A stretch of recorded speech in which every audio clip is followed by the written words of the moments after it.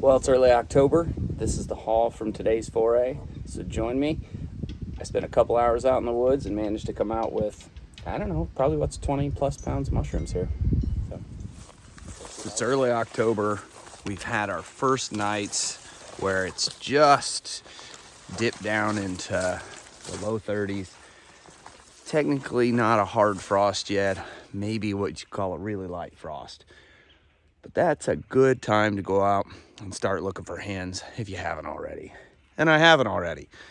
So I've come to a woods that I have a lot of luck in, and I've never really found hens in this woods. I do find tons of oysters and chicken mushrooms here, but I'm certain the hens are here. So I put a lot of effort into getting into the back part of this property where nobody ever gets to. And I'm hoping some of these old established oak trees up here will give me some luck. When you're looking for maitake or hen of the woods, same thing. You want old, giant oak trees. They'll grow around the base, off of the roots.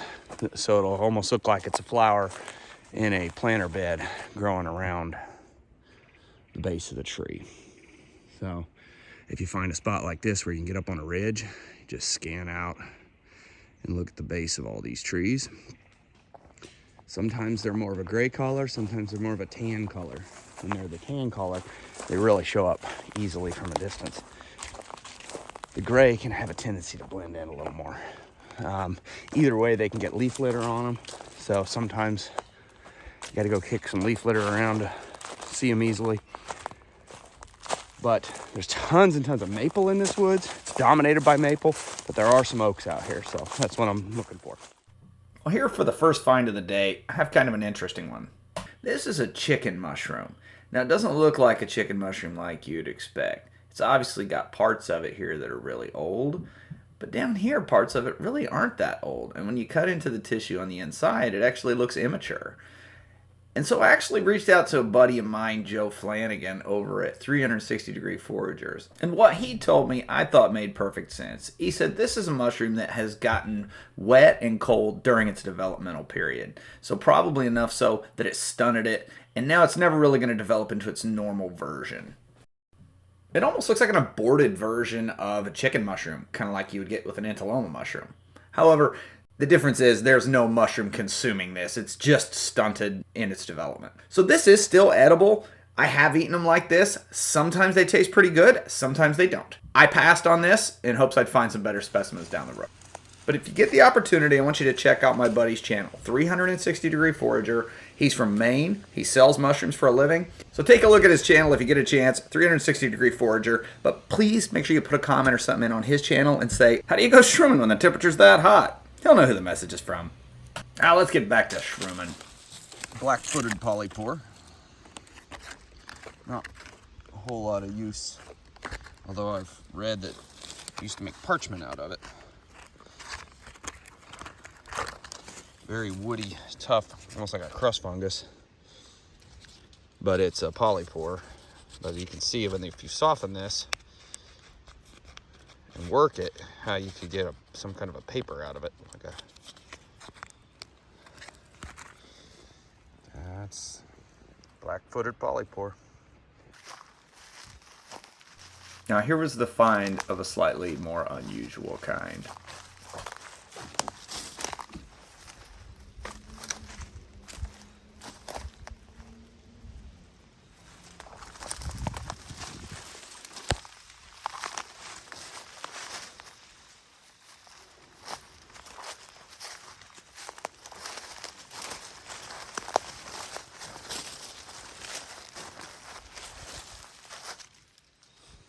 This is the kind of place where I usually choose to stop and harvest turkey tail. If I'm gonna pick it, I like to, since it's so plentiful, I like to look for ideal logs where I can sit and harvest a year's supply in one spot. Now, I'm not gonna mess with it today, but this is the type of location you look for. Underneath, you want the tissue to be white, nice and white, without a bunch of imperfections or mold. So this stuff's the right age. If I got it a little younger, it'd be a little easier to cut off.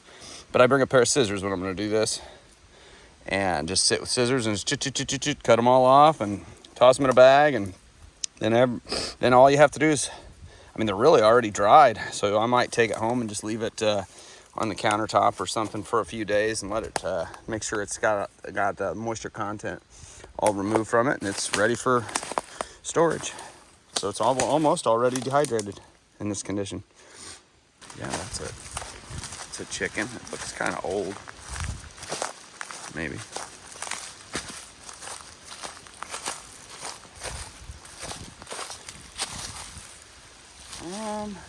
You know what? No, it's not old. It is still growing. Oh, awesome. So something scuffed up against it here and bruised it. Oh, it's so tender. Oh, this is nice. What a good little find.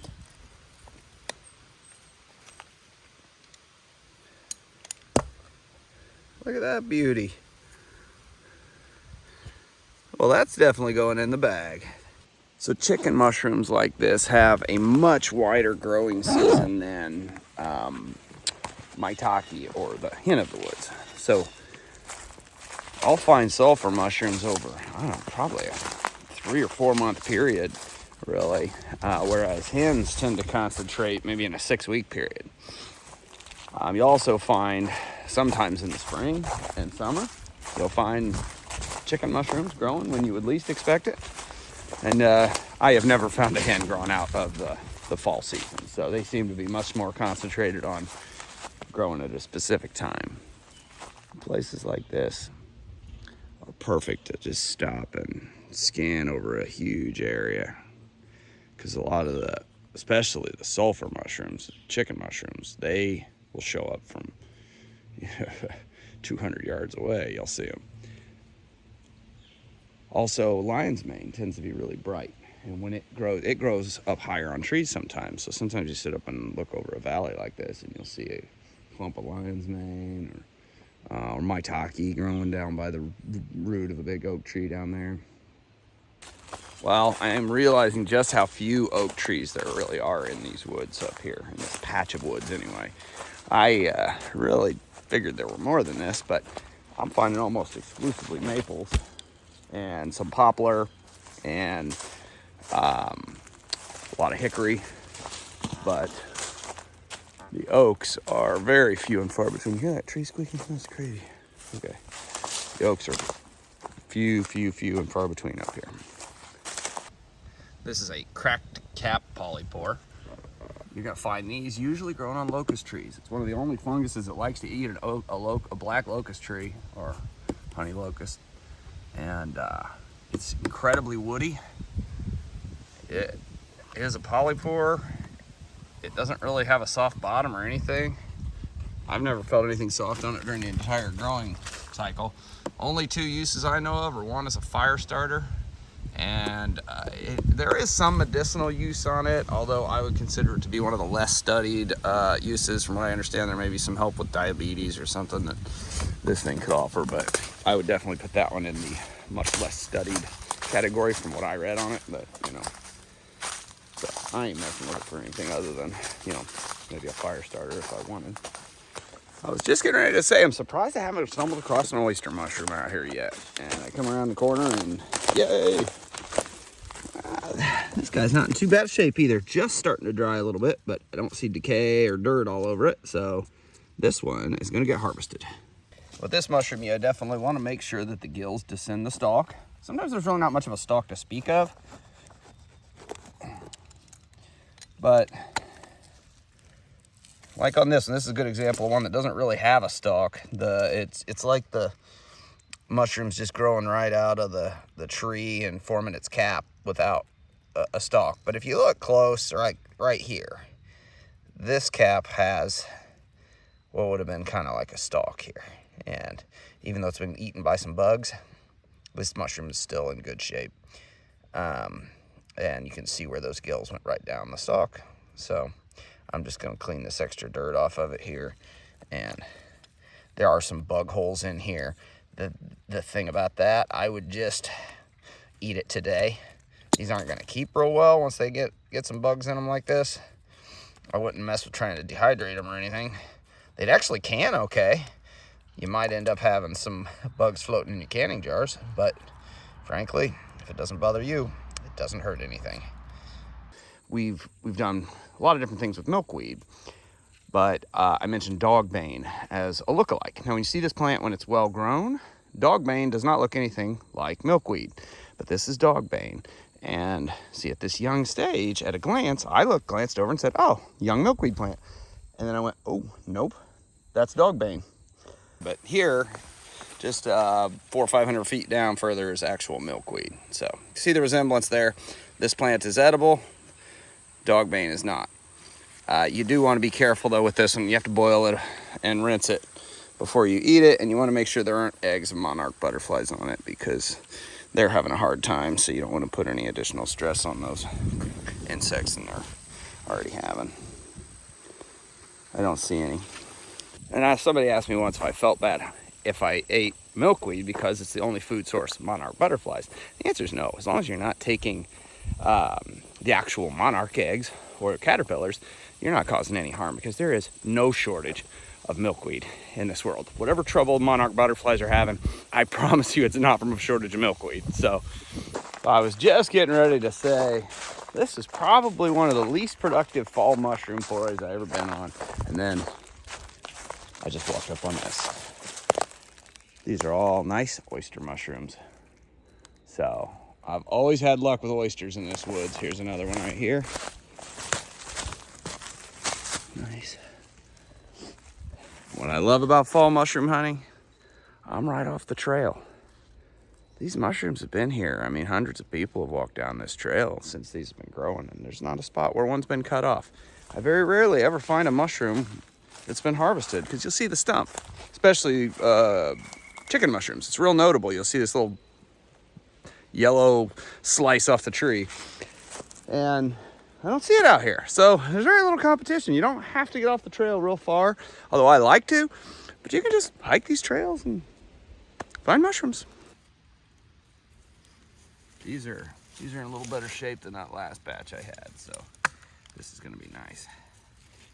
With oysters, especially in the fall and winter, one of the nice things it is, some people might look at this and say, oh, that was not good anymore. But this mushroom is not rotting, it's dehydrating. Now, oysters dehydrate and rehydrate really well. So one of the keys to look for is mushrooms that are already preserved on the tree throughout the winter. That's one of the things that makes this mushroom easier to find in the winter than in the spring, summer, or fall, is they'll be preserved on the tree. Meaning, until they get wet and ruined, sometimes they'll last 2 or 3 months in that state. So all you gotta do is come along and cut them off. This one's not fully dehydrated yet, but it's on its way there. It does take the right conditions for that to happen. Obviously they can rot if they stay wet or if they get some mold on them, but these were well on their way. Having a nice breezy, what do you call it, weather, helps them dehydrate versus rot. And if you cut them off like I'm doing rather than pull them off, you tend to not get as much dirt on them. The bark will. And these are clean. The bark will end up on them if you pull them off a lot. Look how clean these are. Rain has the effect of not only getting them to helping them rot, but it splashes dirt on them. It can be real hard to get off. So if you can get a patch that's bloomed when it's been dry, they're going to be the best. Easy to clean if you need to clean them at all. And these just need shaking. The dirt's falling right off of them. When they're half dehydrated like this, a lot of times I'll just take them home and finish the job because we won't use all these, but I could preserve these and use them over the course of the winter, which is what I'm going to do with this batch. Look at that beauty.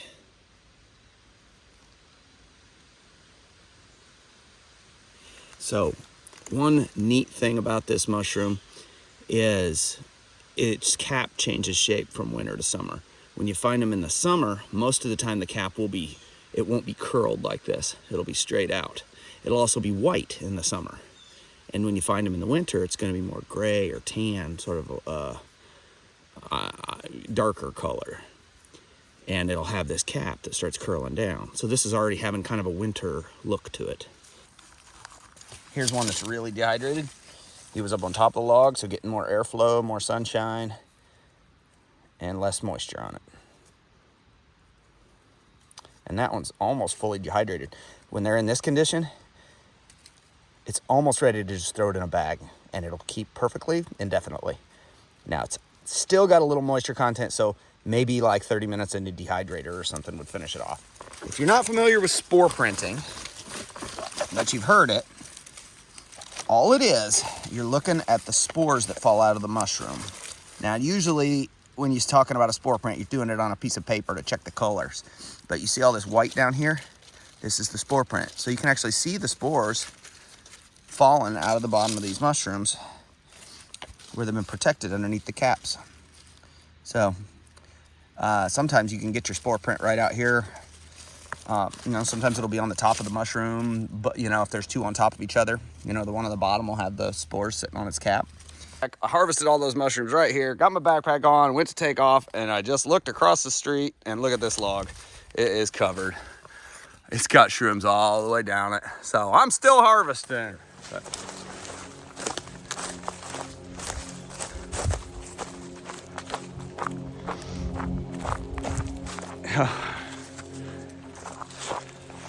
let's take a look at this.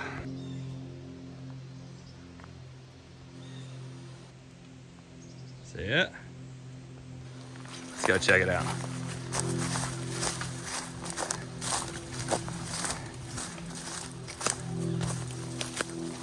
I'm gonna need the bigger bag. Oh, it is in divine shape too. It's not dirty, it's tender. Oh, thank you, mushrooms. This is Latiparus sulphurus, the sulfur mushroom, AKA the chicken mushroom. These guys are a real joy to find because they can up real nice. So if you pressure can or get into food preservation, you can pickle or can these. And when you get a big batch like this, you got to start saying, well, what am I going to do with it all? Frankly, if I was just cooking a meal for my family, I wouldn't take all this. But I do preserve these and try to make sure I have enough for a whole year. So I'm going to take all these home, and I'll either pressure can them or pickle them, to be decided later. Now I got to find a bag big enough to carry them in. But you know what's funny? I'm right off the trail here. Again, I went all the way through bushwhacking. I don't know, felt like half a mile.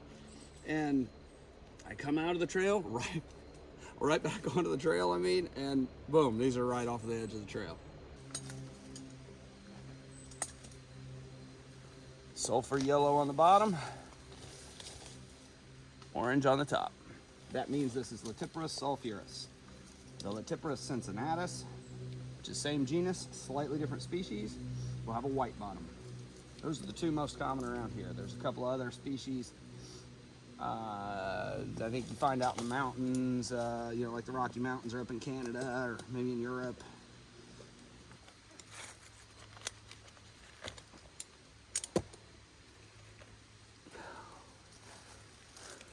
If that doesn't make you happy, you're not a mushroom hunter.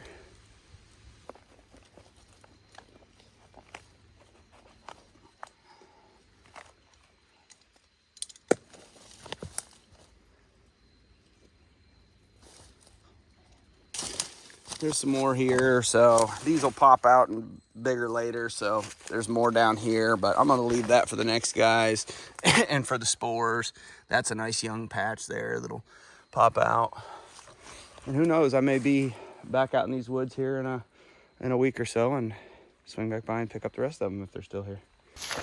Oh, nice and gentle so I don't bruise them up. If I find anything else, it's going to give me quite a dilemma because I'll have to add anything more to this, and then the hike's going to get a lot more uncomfortable. And I'll probably. Hey everybody, thanks for watching the video today. And if anybody'd like to see a video on how to preserve and can these mushrooms and how to use them once they're canned, let me know in the comments. That'd be something I'd be glad to share if you'd like to see it. Thanks. Have a great day.